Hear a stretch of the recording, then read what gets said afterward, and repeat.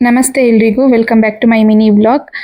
ಇದು ವರಮಹಾಲಕ್ಷ್ಮಿ ಹಬ್ಬದ ವ್ಲಾಗ್. ಹಬ್ಬದ ದಿನ ಬೇಗ ಎದ್ಬಿಟ್ಟು ಕಸ ಎಲ್ಲ ಗುಡಿಸ್ಕೊಂಡು ಅದ್ರ ಹಿಂದಿನ ದಿನಾನೇ ನೀಟಾಗಿ ಕ್ಲೀನ್ ಮಾಡಿರ್ತೀನಿ. ಅವತ್ತು ಸ್ವಲ್ಪ ದಪ್ಪ ದಪ್ಪ ಗಂಜಲ ಎಲ್ಲ ಹಾಕ್ಬಿಟ್ಟು ಒರೆಸ್ಕೊಂಡು ಬಾಕ್ಲಿಗೂ ಸಹ ಗಂಜಲ ಹಾಕ್ಬಿಟ್ಟು ಒರೆಸಿ ಅಲ್ಲಿ ಪುಟ್ಟದಾಗಿ ರಂಗೋಲಿ ಬಿಟ್ಕೊಂಡೆ.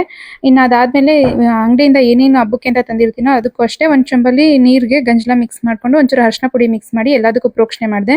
ಇನ್ನು ಕಳ್ಸದ ಕಾಯಿಗೂ ಕೂಡ ಅರಿಶಿನ ಹಾಕ್ಬಿಟ್ಟು ಮತ್ತೆ ಅರಿಶಿನದ ಕೊಂಬನ ರೆಡಿ ಮಾಡಿದೆ ಆ ಕಳ್ಸಕ್ಕೆ ಕಟ್ಟಕ್ಕೆ. ಇನ್ನು ಇಲ್ಲಿ ದೇವ್ರನ್ನ ಕೂರ್ಸತ್ತವು ಅಷ್ಟೇ ಗಂಜಲದ ನೀರಲ್ಲಿ ಒರೆಸ್ಕೊಂಡು ಅದ್ರ ಮೇಲೆ ಒಂದು ಬಟ್ಟೆ ಹಾಸಿ ಪೀಠಕ್ಕೆ ಫಸ್ಟ್ ಅರಿಶಿನ ಕುಂಕುಮ ಇಟ್ಟು ರಂಗೋಲಿ ಹಾಕಿ ನಮಸ್ಕಾರ ಮಾಡ್ಕೊಂಡು ಆಮೇಲೆ ಅದ್ರ ಮೇಲೆ ಸೀರೆನ ಫುಲ್ಲು ಫೋಲ್ಡ್ ಮಾಡಿರೋದು ಸೆರಗ್ ಬಿಟ್ಟು ಅದನ್ನ ಈ ತರ ಫೋಲ್ಡ್ ಮಾಡಿ ಕೂರಿಸಿ ಅದ್ರ ಮೇಲೆ ತಟ್ಟೆ ಇಕ್ಕಿ ಅದರಲ್ಲಿ ಅಕ್ಕಿ ಹಾಕ್ಬಿಟ್ಟು ಅದ್ರ ಮೇಲೆ ಕಳಶ ಕುಡಿಸಿರೋದು. ಕಳಶಕ್ಕೆ ಅರಿಶಿನ ಕುಂಕುಮ ಮತ್ತೆ ಅಕ್ಷತೆ, ಒಂದು ಹೂವು, ಒಂದು ಕಾಯಿನ್ ಹಾಕಿರೋದು. ಈ ತರ ರೆಡಿ ಮಾಡ್ಕೊಂಡಿದೆ.